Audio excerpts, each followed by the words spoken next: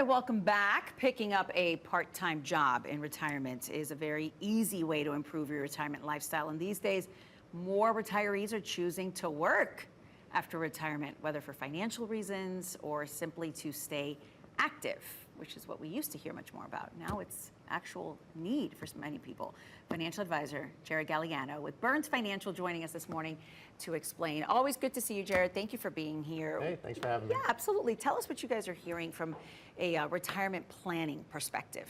Yeah, good question. The whole idea of going back to work after retirement, it's like, well, I thought the point was to rest. retire. Yeah, what's going on?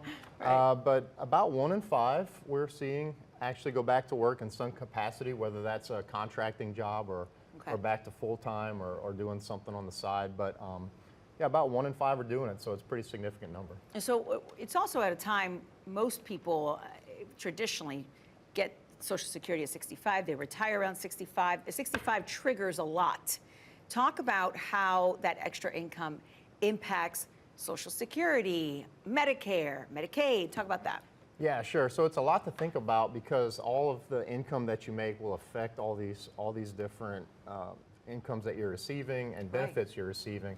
And each one has its separate kind of barrier and effect. So, you know, for instance... An IRS form too, right? Oh, yeah. So it's a lot to consider, but with Social Security, basically you can only make about, 25,000 under 65. Okay. And then it starts to get penalized. And then once you've turned full retirement age, you can make more.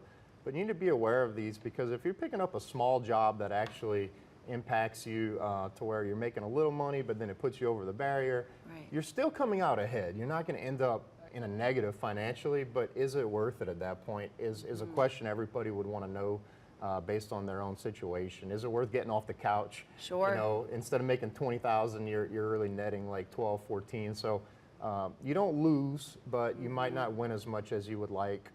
And with the Medicare question, similar, at 65, these Medicare rates that you pay, they do a 2-year look back on how much you made 2 years ago to decide if you would owe a higher premium or not. Okay. This is a big one because this one will stick with you for a while. So if you make a lot 1 year, they can now change the premium for an extended period. So just be aware of those numbers. And one thing we like to do is try to make it simple for people by spelling it out on a page so you can see where you are, how much room you have to the next spot, and if it's actually worth picking up that extra job. And that is the question right there. I mean, we'll wrap up with this just as far as 65, the new 55. We saw the pilot organization try to make it 67, the retirement age, instead of 65. Do you see other industries trending where they're trying to change retirement ages? Yeah, well, the big thing, I think, the big change that we're seeing is probably more people realize that life is short. They have the money, they have the will, they're young, they want to take advantage of what they have. So they're retiring earlier and they're activating their Social Security right away. You used to always see somebody trying to be real financially responsible and defer it. Yeah, deferring to 67 or even 70. And now it's like, man, that's on it. Let's go. Let's go. As soon as it's ready, they take it.